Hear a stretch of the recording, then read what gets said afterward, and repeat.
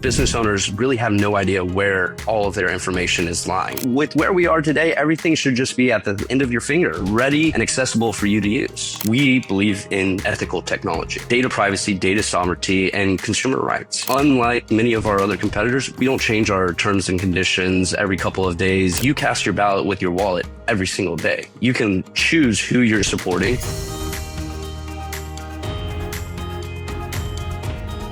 Hello, and welcome to the Liberty Spenders Podcast. We are Kurt and Kristen Luidhardt, co-founders of the Prosper Group, an agency that's helped raise over $500 million and help elect over 100 members of Congress, 15 governors, 15 U.S. senators, and 1 president. So business owners, what if you could exponentially grow your business by tapping into a lucrative and engaged audience of 76.5 million people we call Liberty Spenders?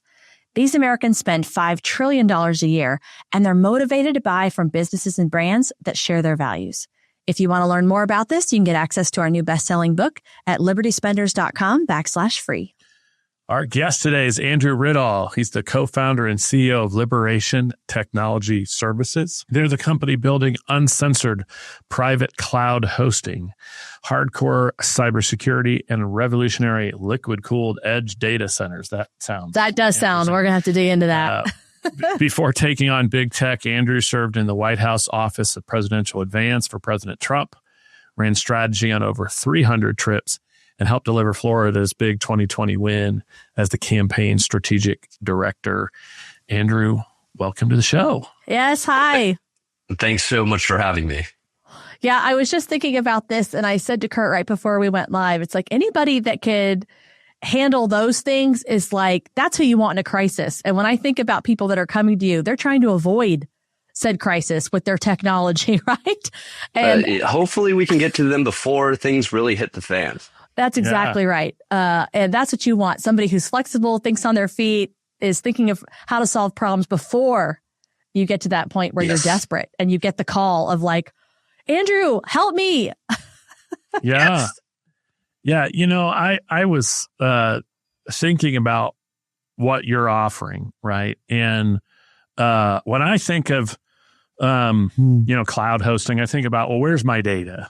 Right. And that seems to be a common question that people know to ask. Like, okay, well, I need to be a little concerned about where my data is. Okay. I have it with Amazon, or I have it up in the cloud or something. But what you're saying with your company and what you've built, that it's not just about where the data lives, but how the entire stack is built. Exactly. Walk a bunch of folks who don't really know what any of this means, liquid cooled, all that. That sounds space age. Walk us through that and why all of that is important when it comes to a business and who should be working with you. Right. I think more than anything, the full stack, right? The way that the internet works, it's incredibly complicated. So we try to help customers and business owners simplify their lives by bringing everything into one location. We start with the infrastructure itself, building it in a secure and controlled manner, right? We're not utilizing third-party services. We're not on AWS. AWS just had that massive outage that took out something like 70% of technology companies just the other week. It is very much about where your data is hosted, but you want to make sure that from that infrastructure to your desktop, to your clients, to your business continuity, you want to make sure that every single aspect of it is secured, right? Because there are plenty of opportunities for bad actors to sit in the middle, whether it's malicious or negligence, and they have the real opportunity to disrupt your business. So we've built that infrastructure from the ground up with a full turnkey solution, right? Everything from your website hosting to your emails, to your files, to your email marketing campaigns. We try to build all of that in one place so that, God forbid, something does go wrong, you know exactly how to solve it. And we have the full access to give you a quick resolution on those issues. So, I mean, you've worked for President Trump, and I can see why he would be worried about the Chinese wanting access to stuff. But I'm small potatoes, right? Z over there in China doesn't have any clue who I am, and I'm not spying on anybody or engaged in. So why would a regular business why should it be on my radar? Bad actors getting into my systems. Well, unfortunately, it's not just foreign bad actors, right? What we saw leading up to the 2020 election and really all the way through the Biden administration, it was technology companies out of Silicon Valley that if they don't like the way that you're conducting your business, they don't like a subject that you're pushing for. If you're pro-life, Christian organization, you're likely going to get canceled. And honestly, it doesn't even need to be someone that's sitting there with the delete button, right? With AI, they can go through all of your history, decades and decades worth of information, and determine if you fall in line with their ideology. And if not, you could find yourself in a really uncomfortable situation. Well, and we've all seen that. I was super fascinated by liquid cooled modular AI ready data centers. So maybe just tell me what that is, because that sounds cool. I'm now picturing from Die Hard the traveling semi that the bad guys were using to run their operations. It's not all that different, but good guys in this case. Yeah. So we have a rapid deployment modular data center solution that we're deploying all across the United States and into several other countries. And the whole concept is, we see these massive data centers that some of the big five are building.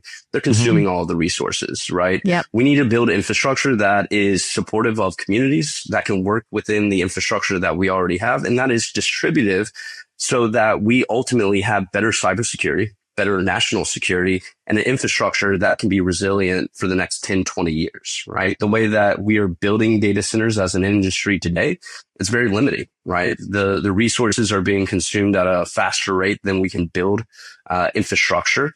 And ultimately, the way that the industry wants to go, it's going to hit a glass ceiling here very, very soon. And we've already started to see several conversations come up around the limitations in the power grid and the water infrastructure. So we look at it as a way of how can we continue to advance? How can we do it with a logical and ethical manner, and ultimately build an infrastructure that is resilient both against domestic and foreign bad actors. We're seeing that in the state of Indiana where we're located. Some of the big names, Google, Meta, have been trying to locate data centers here, and it becomes a NIMBY issue, not in my backyard. Like, data centers are great, just not my community. I don't want they're worried about water problems or electricity costs skyrocketing. So you're essentially providing effectively an alternative to that model, where instead of having one giant data center these it's organizations a decentralized network of data centers, right? So we're able to put it into a grid, right? I don't know how energy minded many of your listeners are, but when we pass all these big substations, there's 3 megawatts, 5 megawatts, 10 megawatts available capacity within those substations.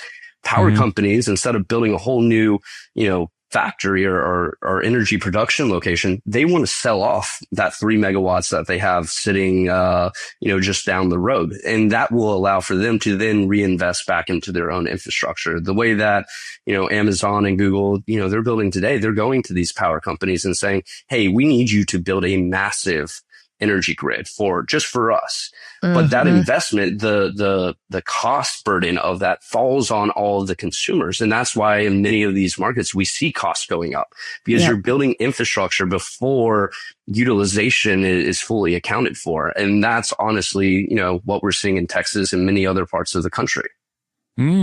So you envision a world in which, maybe you've got dozens of these small locations in a particular municipality even, right?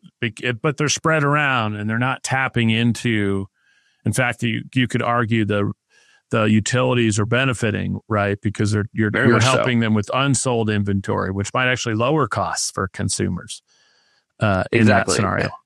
And it'll allow for those energy companies to reinvest, right? Ultimately providing new sources of power, but without the cost burden that many of these other companies are putting onto the energy providers. And so ultimately, it is a solution that allows for longevity in this industry. It allows for us to go into every community that's willing to have us and provide better services, better jobs, better performance, and lower latency. And so this distributive model, think of it kind of in the same manner as blockchain, a distributive model that doesn't have one singular point of failure. What we saw over the last month, Amazon, I believe it was Azure, which is Microsoft Cloud, and Cloudflare. They had one facility respectively go down, and it takes out massive parts of our industry. If you're looking at this as a business owner or, from the federal government's perspective, that kind of linchpin, that single point of failure is of great concern.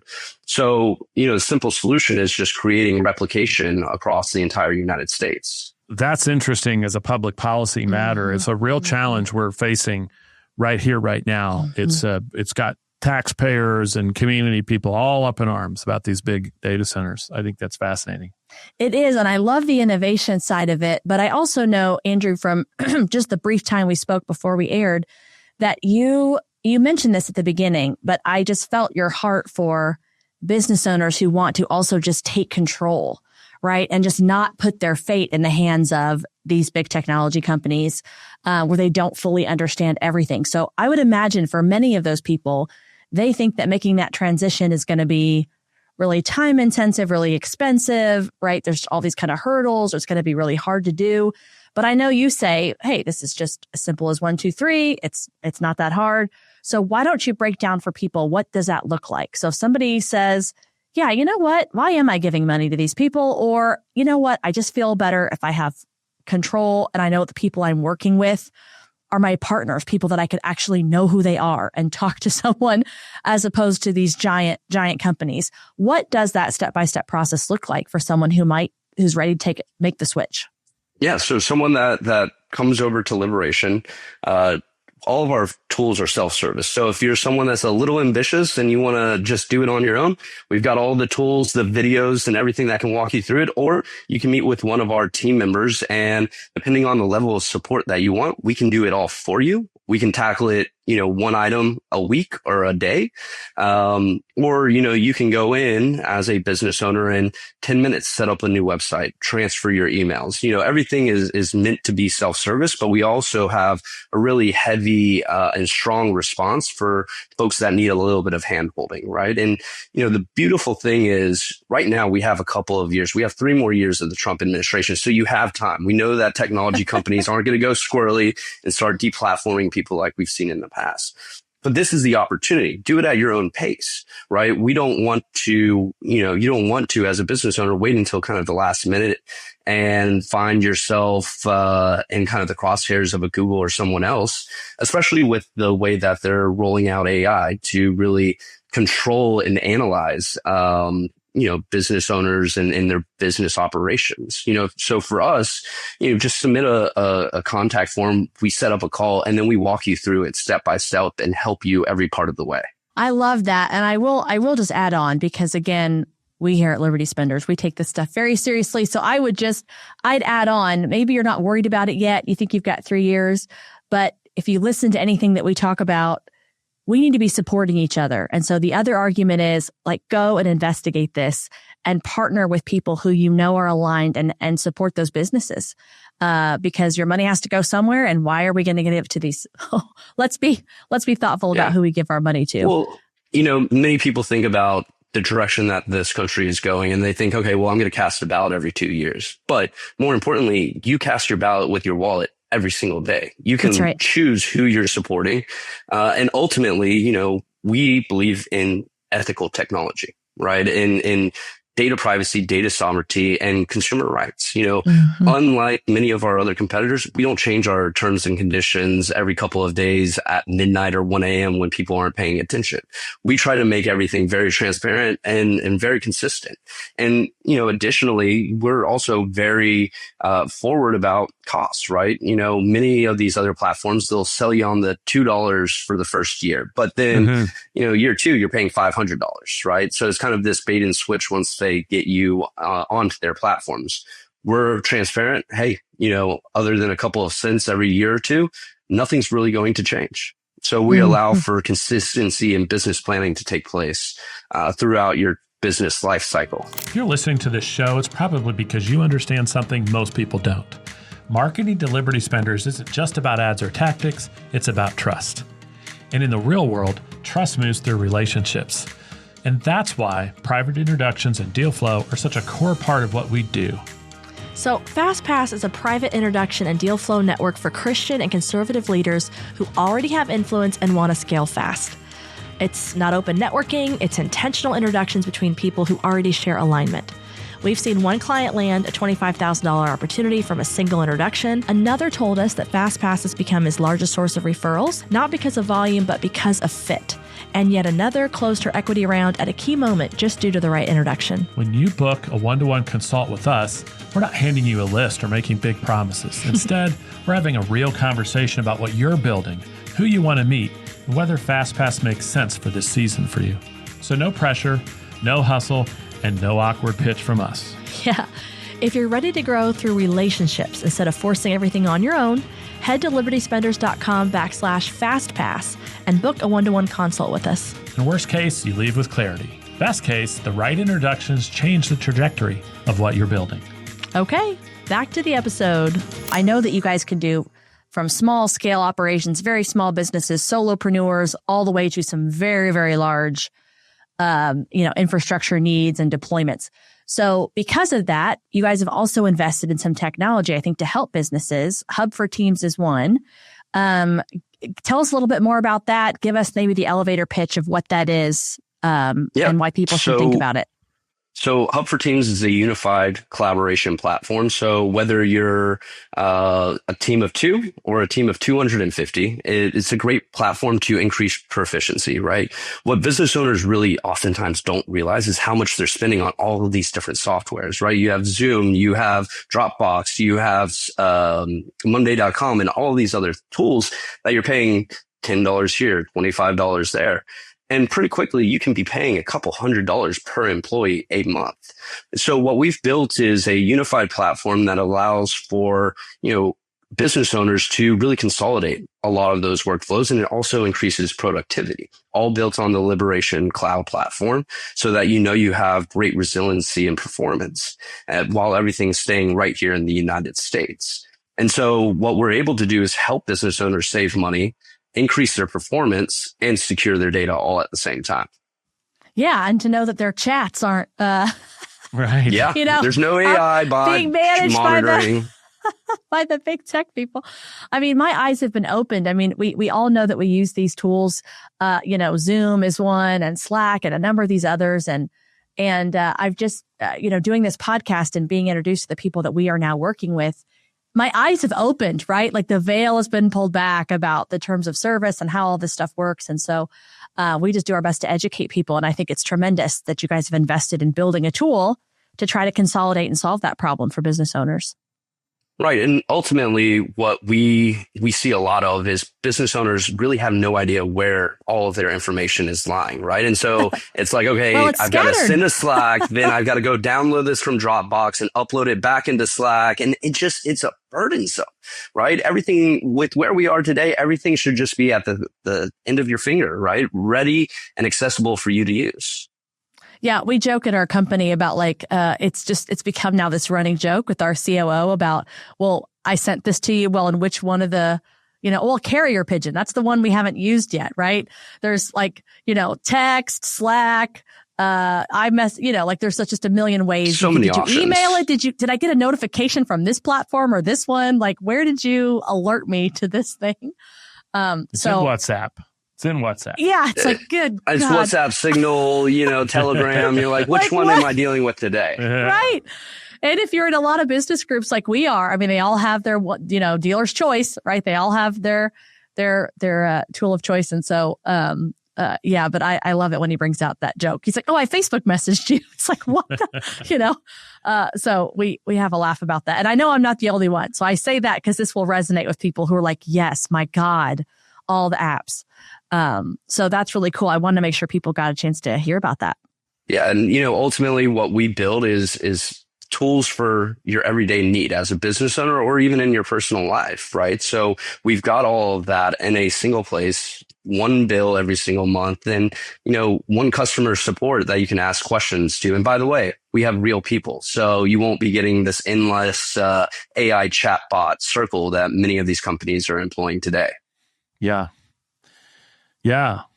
Well, I think this is exciting, but I also want to hear some good stories from serving on Trump Advance. I know a little bit from some smaller campaigns and different things we've been involved in over the years, just how interesting and stressful and crazy running Advance is for a big campaign, and certainly for the most powerful human being in the world, the U.S. president. So talk to us a little bit about what's it like working on Advance and organizing 300 events, maybe for the uninitiated. What does that actually mean when I say Advance? So I think New York Times, maybe 5-6 years ago, they said that presidential advance was the second coolest job that you could ever have.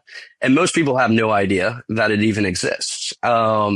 It is, for those that aren't familiar with it, you're the team that goes out ahead of every single presidential visit, right? So we had 4 full-time teams, and every time the president leaves the White House ground, there has to be an advance team there in advance. So you may be traveling 5 days ahead of time, up to 3 to 4 weeks ahead of time, putting together some of these events. Many of the things that Americans see, right, and understand as part of key initiatives of the administration are conducted and built by the advance team. So we go out ahead of time, meet with all the local stakeholders, working with U.S. Secret Service, the White House Military Office, to build something from scratch, right? Oftentimes when we're going into say a factory to talk about American resiliency coming back to the United States. Well, these factories, they've been around forever, but they're not built to host events. So we basically build a TV studio in some of the most unlikely places. And it comes down to every single aspect of the president's visit, as well as, the other guests and what they're going to experience. We always like to say that, people came to the Trump rallies because of the name, but they came back for the experience. We really tried to create it like a rock concert, because people are out there for 6, 7, 8, 9, 10 hours per rally. So we want to make sure that they're having a great experience the entire time as well. So basically, especially during the 2020 cycle, we were building cities on airport tarmacs. And so there are obviously a lot of components and logistics that have to go into that. Oh, yeah. And you're not kidding about the fervor of people that attend some of these events. I mean, it just was insane. And of course, because we were involved in Trump in 16, it was really funny because the turnout was nuts. The enthusiasm was nuts. And there was this constant, just like laughable comparison to Hillary's, campaign and her crowds. And she kept trying to mimic, right? And try to match the level of enthusiasm. And that's nothing to speak of now what the president then did, especially during that first term, and the level of traveling and was just insane because, that man is just an absolute workhorse still now. So I want to hear some juice though. So what's the most interesting story from serving on Advance that you can share without getting in trouble? Ooh, that is a great question. A lot of those I would probably get in trouble for saying. But I think more than anything, it is, we've seen just about every type of situation. I think one of the craziest things, when President Trump was doing his first, we call it mega rally, anything over 15,000 people. This was back in, I think, 2018 at the Toyota Center. We just recall, it was actually then Secretary Hegseth. Pete and I were sitting out there 4 or 5 days out, and we had the first attendees starting to line up.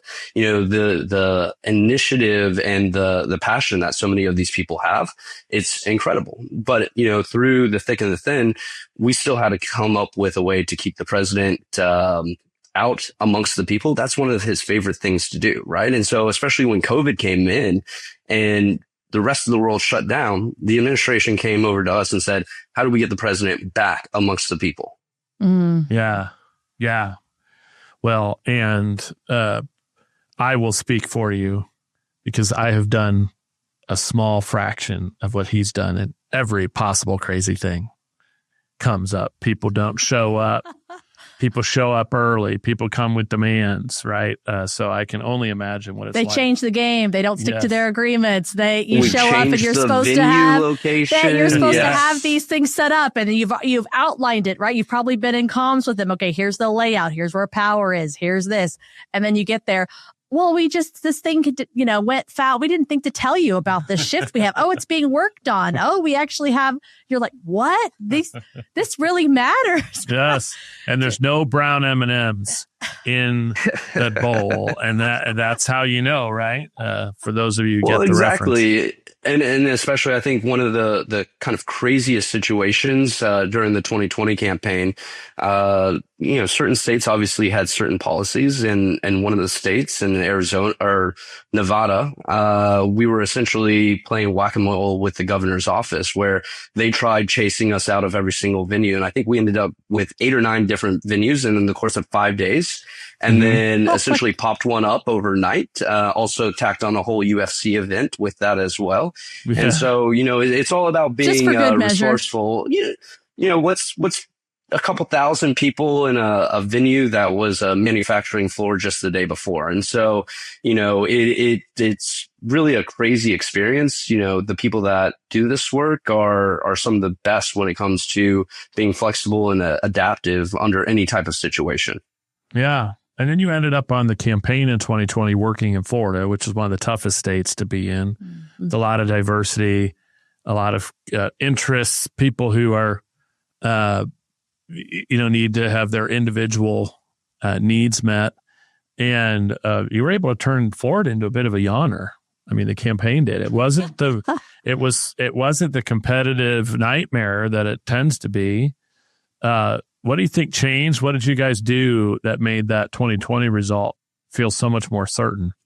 Well, I think it was a lot of people in Florida. As a Floridian, I think a lot of people looked around with the way that the Biden administration was handling things during COVID, saw the great work that Governor DeSantis was doing at the time and keeping the markets open, keeping, every option on the table.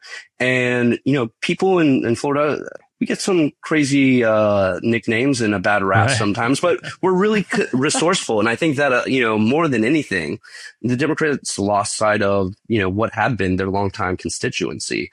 They were talking about being pro-socialist to a bunch of, Cuban, Venezuelan, Nicaraguan refugees, people that gave up everything to escape socialism, just to try to find an administration that was once again just pushing it right back onto them. And Florida stood up and said, we're not going to take this. I've often heard that about, particularly, we have a lot of people in this country who originally came from somewhere else. Yes. And some of the most counted upon Republican voter blocks are foreigners who come from countries that were run by left-wing socialists. So they've been there, they've done that, and they have no interest in returning. And they've experienced all the stuff that we Americans think. We think the grass is greener over here, right? Or at least some Americans do. But they've been there and they know it's not the case. Well, and it's exactly. And those are the people that you hear from some of the loudest going into a major election. And ultimately, they've seen what these policies actually mean for themselves. And so, it is all about keeping the values that we have here in the United States the same, right? Making sure that we don't let the Democratic Party pull us into becoming the next Venezuela or Nicaragua, places that people are fleeing from. We really do have to be that city on a hill, one that continues to stand for, what's right and, the American dream.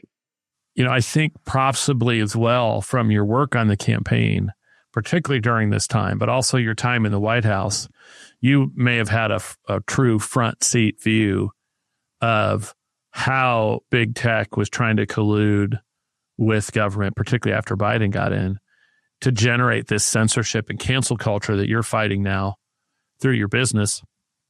Was there some early stuff that you saw or witnessed, or maybe some unique perspective you had because you've been there, that you said, okay, this is a bigger problem maybe even than other people think it is?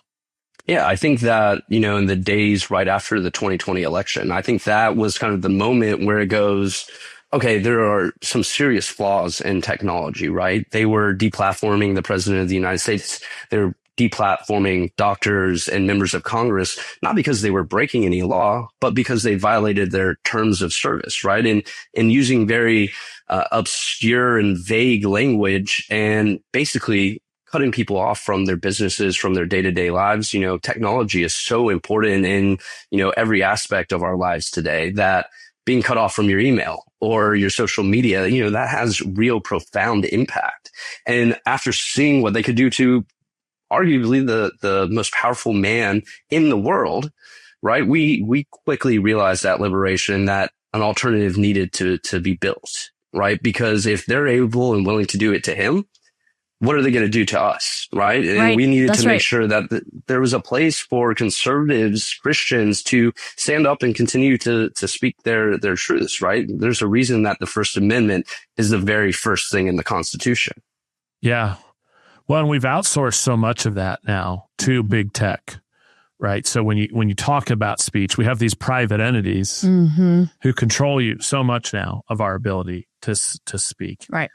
And you might say, and they're a private company, right? As a free market guy, I'm like, well, you know, Facebook wants to shut people down. I guess they have the right to do it, which is a really dangerous a world we're in.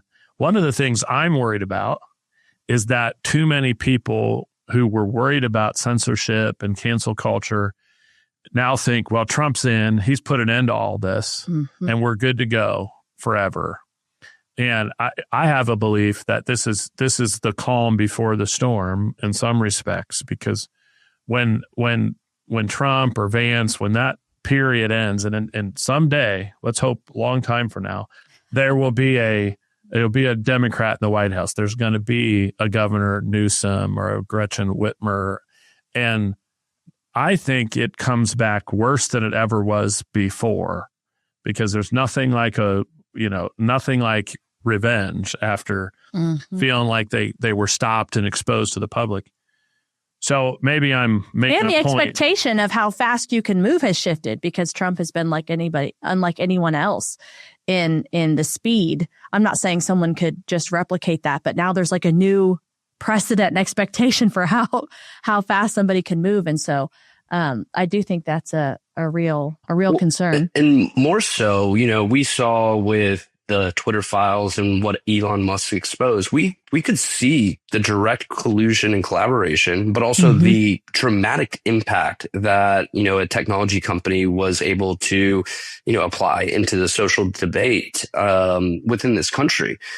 But now, more than anything, and you're exactly right, unfortunately, I hate to say this, there will be a Democrat administration sometime in the future.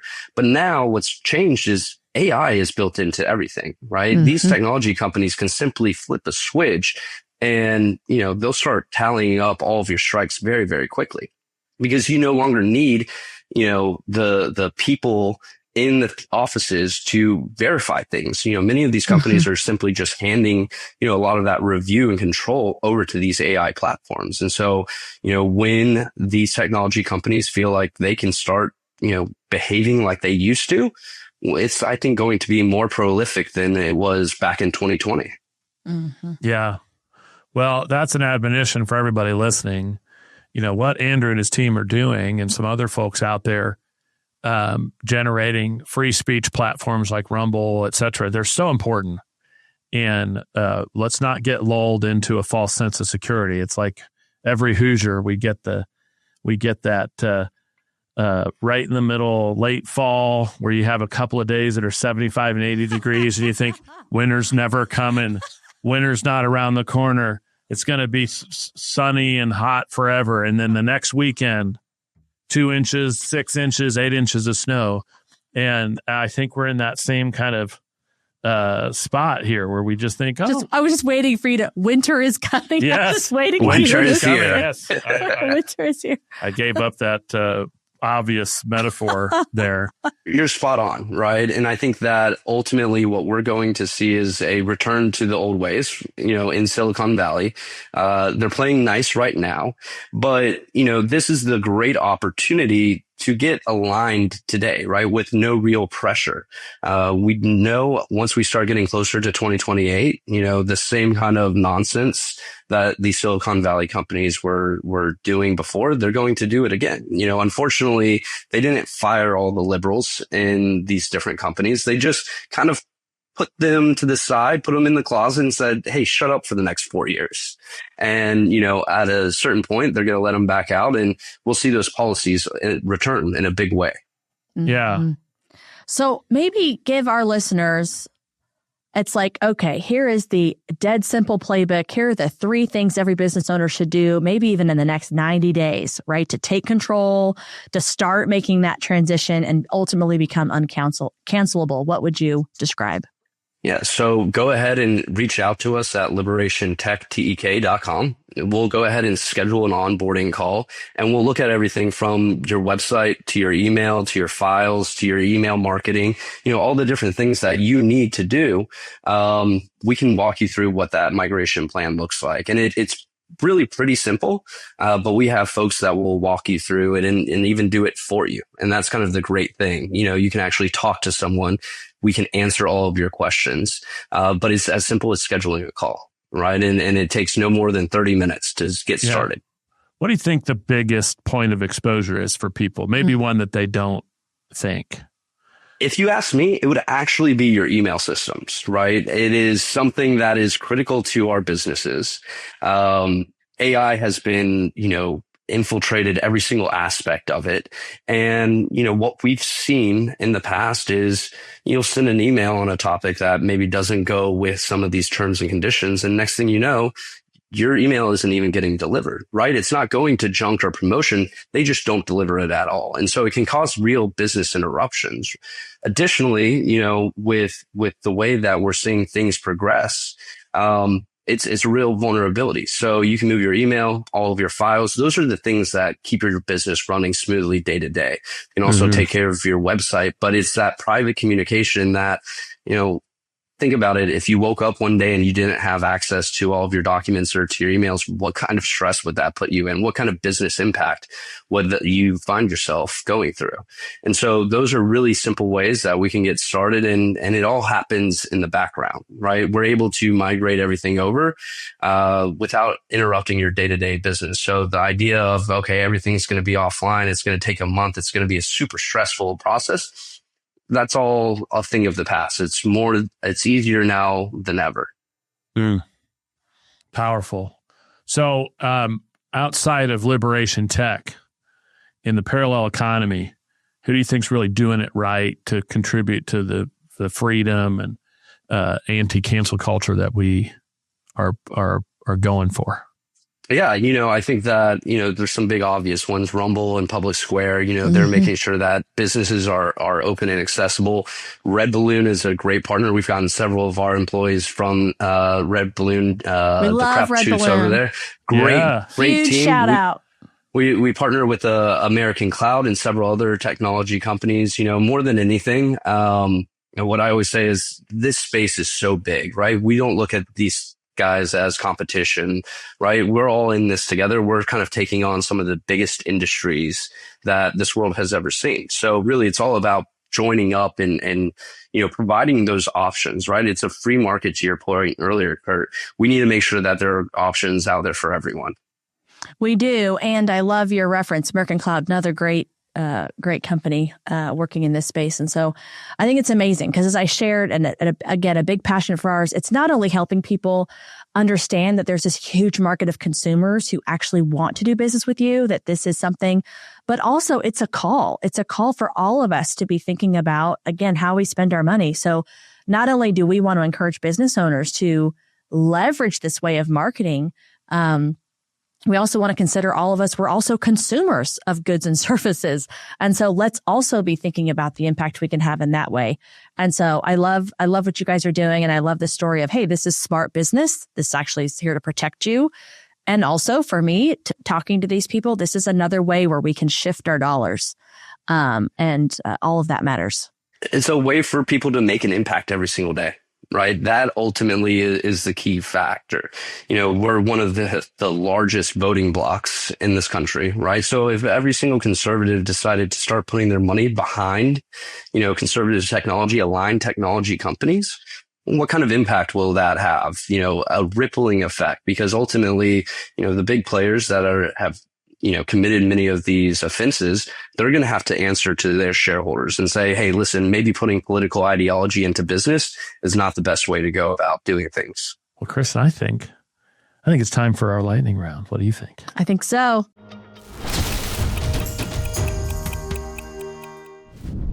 So here we go. We have 3 questions. The idea is 90 seconds each. So we'll start with the first one. I want you to imagine many, many, many decades from now, you're lying in bed, you're looking back at your life. How will you know you've had a life well lived? I think the great opportunity to make a lasting impact, right? With our technology, not only are we trying to make a drastic impact here in the United States, but as well as globally, right? Making internet accessibility and infrastructure readily available, right? It's not about just securing what we have here in America, but also building infrastructure in developing markets so that they can have better lives too. So we don't become the refuge for everyone else. We've got several projects that are going right now that will ultimately have lasting impacts in these countries, right? Raising the standard of living, raising accessibility to technology and better skill sets. And so if we can protect the internet, making sure that people have their constitutional rights online, but also doing a lot of good work in these developing markets, that's all I need to do. Well, how about 90 seconds on what's something, hobby, something else of interest that's got you kind of down the rabbit hole lately? Well, it's hard to believe, but, in what little time I still have, when I'm not running Liberation, it's mentoring a lot of the next generation and political leaders, right? Unfortunately, it seems that so many, in the upcoming generations, they tend to go left. So I've taken a lot of kids on, and helped them kind of walk through the political landscape as they're starting to work with the administration and in the Office of Advance. So, being able to reach down and pull that next group of, kids up to be strong, diligent leaders, that's what I love to do in my little free time. I love it. Well, they need more people to think on their feet. Lord knows that, it's one of those challenges, I think, with we are so connected. And so a lot of younger people, they don't have as much exposure to like having to solve problems out in the world, right? Where everything you were in person. And I just think there's a lot of that kind of ability to adapt and be flexible that's missing. And so we need people like you to help them. I think that's awesome. Well, last 90 seconds.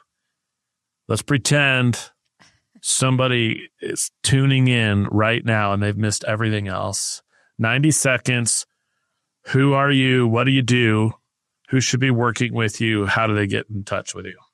Yeah. So Liberation Technology Service is a full turnkey technology company. We have our own data center infrastructure and our own software. So if you have a business need, if you have a website, an email, a file storage, any of those things, which we all have, Liberation is a place that you can store your information and go to bed at night knowing that it's going to be there tomorrow, right? We aren't here for cancel culture.